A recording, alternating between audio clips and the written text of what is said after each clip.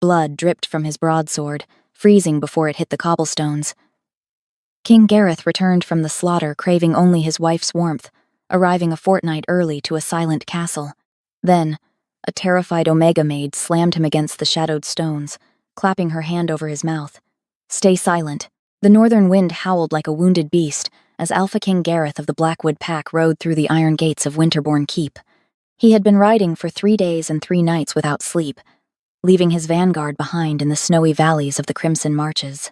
The border wars had been brutal, a relentless campaign of blood and mud, but Gareth had crushed the rebellion a fortnight earlier than his war council had predicted. He was the Iron Wolf, a conqueror whose name struck fear into the hearts of rival alphas across the continent. Yet, as he dismounted in the deserted courtyard, all the ferocity bled out of him, replaced by an aching, desperate yearning. He wanted his mate, Queen Rowena of the Vane lineage, his beautiful, pregnant Luna, who carried the future of the Blackwood bloodline in her womb. The courtyard was unusually quiet for the twilight hour. Typically, the castle grounds bustled with stable hands, guardsmen, and the metallic clatter of the blacksmiths repairing armor. Tonight, an eerie stillness hung over the keep, broken only by the whistling drafts slicing through the parapets. Gareth dismissed the unease gnawing at his wolf's instincts, attributing it to the deep midwinter freeze that drove his people indoors. Wanting to surprise his queen, Gareth bypassed the grand oak doors of the great hall. Instead, he slipped into the shadows of the eastern wing, moving toward a hidden postern door covered in thick ivy. These were the servant corridors, narrow, winding passageways built into the very walls of the fortress. They allowed the maids and squires to move unseen, maintaining the castle's fires and tapestries without disturbing the nobility. For Gareth, it was the quickest, most clandestine route directly to the royal bedchamber. The air inside the tunnels was stale, smelling of old ash, damp stone, and dried lavender. He moved with the silent, predatory grace inherent to an alpha, his heavy leather boots making no sound on the dirt-packed floors. He unclasped his heavy fur cloak, the chainmail beneath it clinking softly. His golden eyes adjusted to the pitch-black corridors, his heightened wolf senses mapping the labyrinth. He expected to smell the comforting, sweet scent of Rowena jasmine and warm honey. Instead, as he rounded a blind corner near the upper gallery, a different scent hit him: crushed pine, wildflowers, and absolute, paralyzing terror. Before his alpha instincts could even register the threat, a small figure lunged from a darkened alcove. Small hands, surprisingly strong and driven by sheer desperation, shoved against his chest armor. Gareth, a mountain of muscle and battle-hardened reflexes, barely stumbled back. But the sheer audacity of the ambush left him momentarily stunned. He grabbed the assailant by the throat, his claws extending, a deep, rumbling growl building in his chest. He slammed the figure against the icy stone wall, ready to snap their neck. "My king, please," a voice gasped. Gareth froze. The torchlight from a distant grate flickered over the face of his attacker. It was an Omega, a lowly castle maid, dressed in the rough, gray wool of the scullery servants. Her apron was covered in soot, her pale skin bruised, and her wide forest-green eyes were dilated with horror. He recognized her faintly, Maria. She was one of the invisible hands that tended to the hearths in the royal wing. "You dare touch your alpha?" Gareth hissed, his voice low and dangerous, his grip tightening marginally. "I should rip your throat out for this insolence." Maria did not cower, though her entire body trembled like a leaf in a tempest. Instead, she did the unthinkable. She reached up, her soot-stained fingers trembling, and clamped her hand firmly over the Alpha King's mouth. Gareth's eyes widened in sheer outrage. His wolf roared internally at the utter disrespect, demanding submission. He grabbed her wrist to break it, but Maria's eyes locked onto his, brimming with tears, and a frantic, silent plea. "Stay silent," she breathed, her voice barely a wisp of air. Gareth's anger faltered, replaced by a cold spike of adrenaline. Omegas were naturally submissive creatures. For Maria to assault him, to cover his mouth and demand his silence, required a terror so profound it overrode her basic biological instincts. He released her throat, though he kept her pinned against the wall, signaling with a sharp glare for her to explain herself. Maria slowly lowered her hand from his mouth, swallowing hard. "You were not supposed to return for another 2 weeks," she whispered, her chest heaving. "The gods must have guided your horse. You cannot go to the royal chambers. You cannot let anyone know you are here. Speak plainly." "Omega," Gareth growled, keeping his voice to a barely audible register. "Why is my keep devoid of guards? Where is my queen?" Maria squeezed her eyes shut, a tear carving a clean line through the soot on her cheek. "The queen is in the Great Hall, my king, but the keep is empty because Beta Cassian dismissed the royal guard to the lower village for a feast. They are celebrating your impending victory, but it is a trap. They are preparing the keep for a funeral." Gareth's heart pounded against his ribs. "Whose funeral?" Maria looked up at him, her gaze filled with a sorrow so deep it made Gareth's blood run cold. "Yours, my king." A heavy, suffocating silence stretched between them in the dark corridor. Gareth stared at the frail maid, his mind struggling to process the treason she was suggesting. Cassian? His beta? His blood brother who had fought back-to-back with him in 100 skirmishes? Rowena? The woman who carried his pup? "You lie," Gareth snarled, stepping closer, his imposing frame casting a monstrous shadow over her. "You speak treason against your Luna and your beta. Give me one reason why I shouldn't throw you from the highest parapet for this slander." "Because I know the truth about what is in her womb," Maria fired back, her voice shaking but her posture defiant. "And I know what they brought into this castle 3 nights ago. Please, King Gareth, I have nothing to gain by lying to you. My life is forfeit either way. If they find me talking to you, Cassian will flay me alive. Just come with me. Let your own eyes be the judge." The desperate sincerity in her sent pure, unadulterated fear mixed with a tragic honesty calmed his raging wolf. Omegas could not mask their scents. If she were lying, he would smell the deception, the bitter tang of deceit. But there was only the sharp aroma of pine, and a profound, heartbreaking loyalty. Gareth gave a curt nod. "Lead." Maria exhaled a shaky breath and turned, moving deeper into the narrow, claustrophobic tunnels. Gareth followed, having to turn his broad shoulders sideways to fit through the tighter spaces. As they moved, Maria whispered the horrors that had unfolded during his absence. "The Queen never loved you, my king. Her family, the Vannes, lost their power when you conquered the southern territories. Her marriage to you was a treaty, but to her, it was a death sentence. She and Cassian have been lovers since before you claimed her." Gareth's jaw clenched so tight his teeth ground together. The betrayal stung, a sharp, venomous bite to his pride and his heart. "Cassian's," Maria whispered, looking back at him with pity. But they knew a Beta's child could never inherit the Blackwood throne while an Alpha King lived. So, they devised a plan. When you left for the Crimson Marches, Rowena sought out the flesh weavers of the Boglands. Gareth stumbled, his boot scraping against the stone. Flesh weavers. Dark magic. Magic banned across the entire werewolf kingdom. They were witches who dealt in blood magic, manipulating life and death, shaping flesh like clay. "They brought a creature back," Maria continued, her voice trembling violently now. They stopped before a small, iron grate embedded in the stone, overlooking the great hall below. "Look for yourself, but do not make a sound, Gareth. Do not let your wolf roar. The floors of the great hall are lined with wolfsbane powder.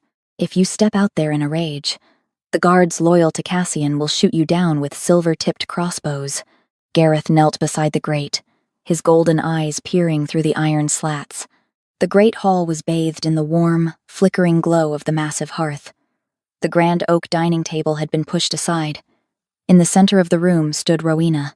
She looked breathtakingly beautiful in a gown of deep emerald velvet, her blonde hair cascading down her back. Beside her stood Cassian, dressed in his full beta armor, his arm wrapped intimately around her waist.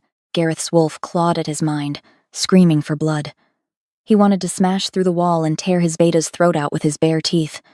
He wanted to drag his treacherous mate by her hair. But then, the grand oak doors of the great hall swung open. A figure stepped into the light. Gareth stopped breathing. The blood in his veins literally turned to ice, leaving him frozen in an abyss of horror and disbelief. Walking into the room, wearing Gareth's own royal regalia, his heavy fur cloak, and the ancestral blackwood sword strapped to his hip, was himself. The creature possessed Gareth's broad shoulders, his dark, unruly hair, his jagged scar across his left cheek. It moved with the exact same dominant swagger, its golden eyes radiating the same alpha authority. It was a perfect, flawless mirror image. A skinwalker. Maria whispered in his ear, her breath warm against the freezing sweat breaking out on his neck. A dark entity molded by the flesh weavers. It mimics its prey flawlessly. To the pack, it is you. Below, the skinwalker walked up to Rowena and smiled a terrifying, soulless imitation of Gareth's own smile. Rowena reached up and kissed the creature passionately, running her hands through its dark hair. "Is the imposter dead?" the false Gareth asked, its voice an exact replica of the king's deep, gravelly baritone. Cassian bowed his head. "Our scouts report the king's vanguard was ambushed in the valley. We poisoned his armor before he left.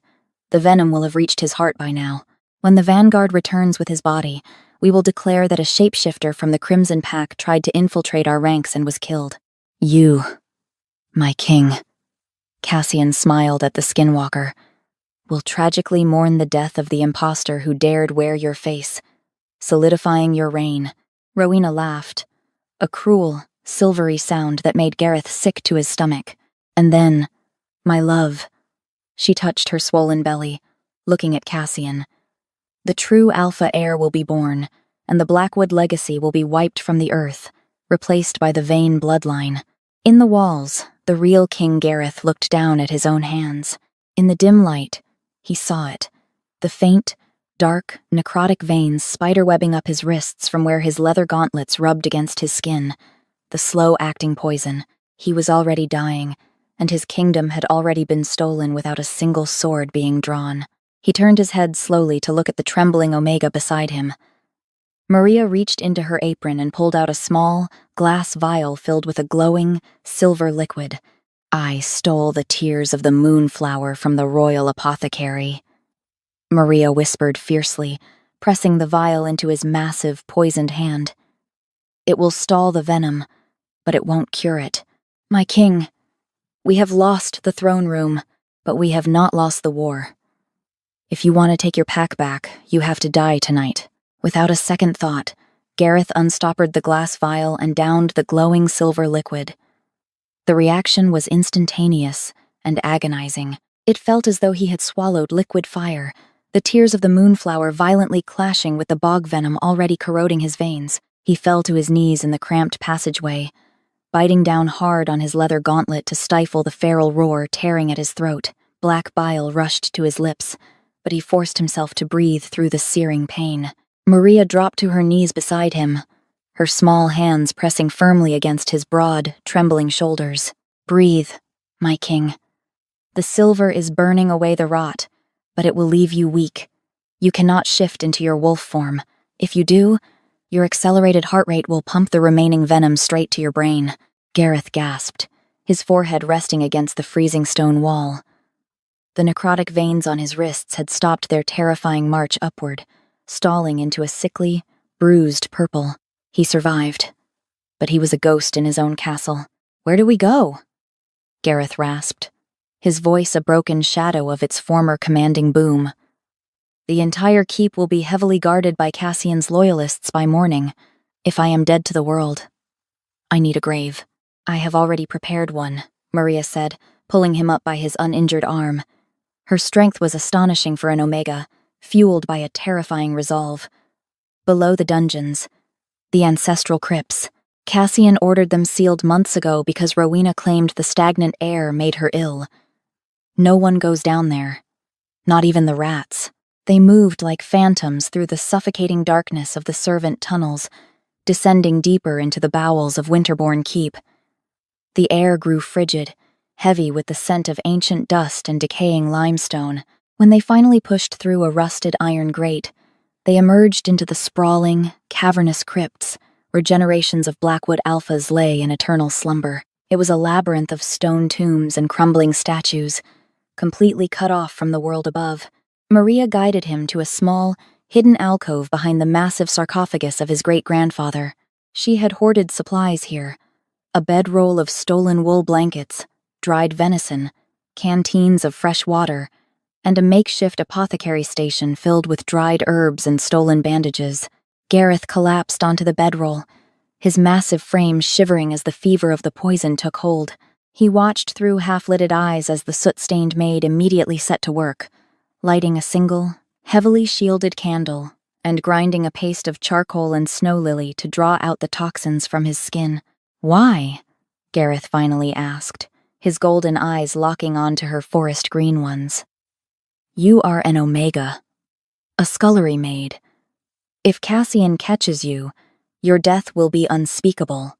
Why risk everything for a king who did not even know your name?" Maria paused, her hands trembling slightly as she applied the cold paste to the blackening veins on his wrists. She refused to look at him, staring intensely at her work. "My name is Maria Croft," she said quietly. Gareth's breath hitched. Croft. Harrison Croft was my chief apothecary, a brilliant man. Cassian executed him for embezzling royal funds while I was negotiating the Southern treaties last spring. "My father did not embezzle a single copper," Maria replied, a fierce, bitter edge cutting through her soft voice. "He was executed because he performed the Queen's first trimester examination. He discovered that the scent of the child she carried was entirely wrong. It lacked the alpha spark of the Blackwood line. It smelled of a beta. He confronted Cassian, demanding he tell you the truth. They slit his throat that very night and tossed his body into the river." Gareth closed his eyes, a profound, crushing guilt settling heavily over his chest. He had been blind, consumed by the border wars and the expansion of his territory. He had left his home in the hands of vipers. "I was his apprentice," Maria continued, wrapping his arm in clean linen. "When the guards came for him, he shoved me into the laundry chutes. I burned my own hair with lye, covered myself in soot, and stopped bathing to mask my scent. I became a ghost in the scullery. I watched them plot. I watched Rowena bring the flesh weavers in through the servant gates. I waited for you to return, hoping I could warn you before it was too late." Gareth reached out, his large, calloused hand gently grasping her small, scarred one. The touch sent an unexpected, electric jolt straight to his core. His wolf, usually dominant and aggressive, suddenly whined softly in the back of his mind. It wasn't a demand for submission. It was a profound, overwhelming urge to protect. Rowena had been a political arrangement, an alliance forged in ink and territory. She had never been his fated mate. But here, in the damp, freezing dark of a tomb, looking at an Omega who had sacrificed everything for the truth, Gareth felt the undeniable, soul-deep click of a true mating bond. "You are no ghost, Maria Croft," Gareth vowed, his voice gaining a fraction of its old steel. "You are the only living soul in this kingdom with any honor. I will take back my throne, and when I do, Cassian and the vain witch will drown in their own blood. But I need an army. I need Commander Gilbert." Gilbert was the commander of the Western Garrison, a fiercely loyal alpha who despised Cassian. If anyone could rally a counter-siege without alerting the imposters, it was him. Maria nodded, her green eyes blazing with determination in the candlelight. "I know the drainage pipes that lead out to the Western River. I will bring him your signet ring, but you must stay here, my king. You must stay dead until the wolf moon." 2 weeks passed in agonizing slow motion. Above ground, the kingdom mourned the tragic death of the shapeshifter who dared mimic their king, while celebrating the miraculous survival of the true alpha.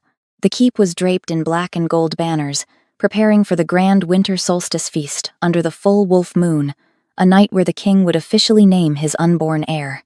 Below ground, Gareth healed. The moonflower tears and Maria's relentless care purged the bog venom from his system. He trained in the shadows of the crypts, using rusted ancestral broadswords to rebuild his atrophied muscles. His bond with Maria deepened with every passing hour. They spoke of the future, of rebuilding the pack not on fear and conquest, but on loyalty and truth. She became his anchor, her scent of pine and wildflowers the only thing keeping him from giving into mindless, feral rage. On the night of the solstice, the great hall was a spectacle of roaring fires, roasted meats, and overflowing chalices of mead. Seated on the carved obsidian throne was the Skinwalker, wearing Gareth's crown, its golden eyes scanning the room with hollow authority. Beside it sat Rowena, radiant in crimson silk, a heavy diamond pendant resting against her collarbone. Cassian stood at her right hand, practically glowing with smug victory. The heavy oak doors of the great hall suddenly groaned open, silencing the minstrels and the drunken laughter.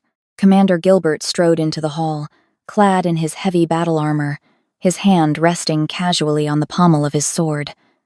Behind him marched a dozen of his elite iron guard, their faces grim and unreadable. The Skinwalker stood up, playing the part of the benevolent ruler flawlessly. Commander Gilbert. We did not expect the Western garrison to join the solstice feast.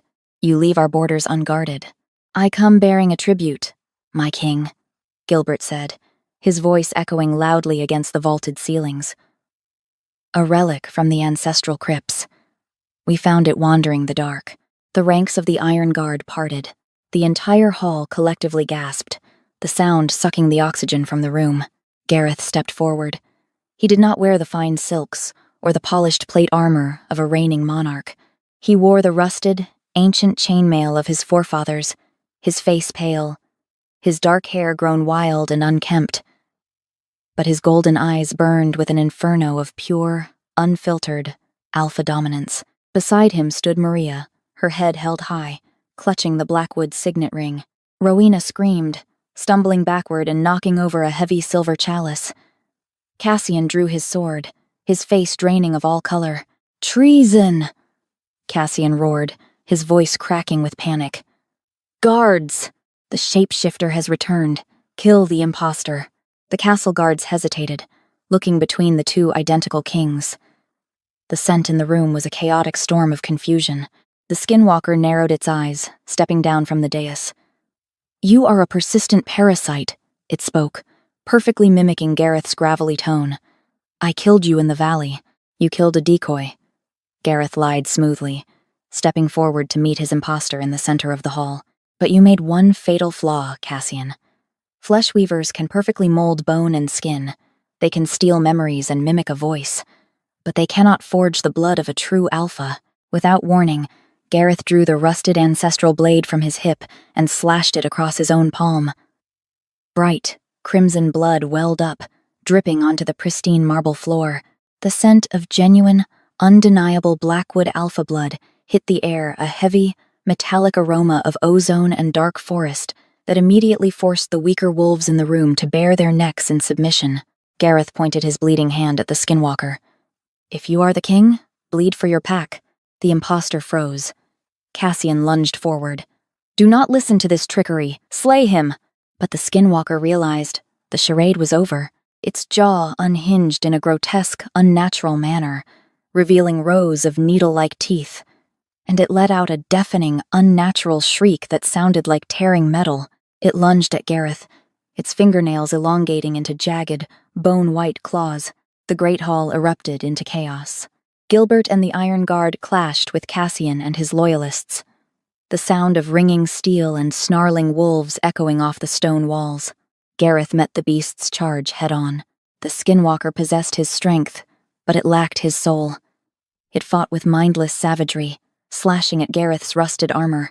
Gareth parried a brutal swipe, stepping inside the creature's guard. He drove his elbow into the thing's throat, feeling the unnatural, spongy texture of its flesh. The creature hissed, sinking its claws into Gareth's shoulder. Pain flared, but the Alpha King barely flinched. He channeled every ounce of his rage, his betrayal, and his love for the Omega watching from the sidelines. With a guttural roar, Gareth twisted his blade upward and drove the heavy iron sword straight through the Skinwalker's chest, pinning it to the heavy oak dining table. The creature thrashed wildly. Instead of red blood, thick, foul-smelling black ichor poured from the wound, sizzling as it hit the marble floor. The dark magic holding it together began to unravel. Its flesh melted, shifting through dozens of grotesque faces before finally dissolving into a pile of foul-smelling ash and ruined clothing. Silence slammed back into the room. Cassian, seeing the beast destroyed, dropped his sword and fell to his knees, surrounded by Gilbert's men. On the dais, Rowena was clutching her stomach, screaming in agony. The dark magic she had purchased with her own life force was recoiling. The Flesh Weaver's pact was broken, and the dark energy was rapidly draining her vitality. She aged a decade in a matter of seconds, her golden hair turning brittle and white. Gareth walked slowly toward the throne, his boots crunching on the ashes of his impostor. He looked down at his treacherous beta and his deceitful queen. There was no pity in his heart, only the cold, unyielding justice of the North. "Take Cassian to the dungeons," Gareth commanded, his voice echoing with absolute authority. "He will face the executioner at dawn for the murder of Harrison Croft and high treason. As for the vain woman, strip her of her titles, banish her to the boglands. Let her live out her days with the witches she so loves." As the guards dragged them away, the remaining pack members immediately dropped to their knees, bowing their heads to their true alpha. Gareth did not sit on the obsidian throne. Instead, he turned and walked back through the kneeling crowd until he stood before Maria. The small Omega looked up at him, her eyes wide, entirely out of place among the velvet and gold of the nobility. Gareth dropped to one knee before her, ignoring the gasps of his court. He took her soot-stained hand, pressing it gently to his forehead. "You told me to stay silent, Maria," Gareth said softly for her ears alone. "But from this day, until my last, my voice, my sword, and my heart belong only to you." Winter passed, taking the cold ashes of treason with it. Gareth rebuilt his fractured court, not with a Vayne, but with Maria, his true queen. The Omega who once scrubbed hearths now sat upon the throne, her crown earned in the shadows. Their reign was forged not in the blood of conquests, but in the quiet, unbreakable courage of a girl who dared to whisper in the dark, "Stay silent."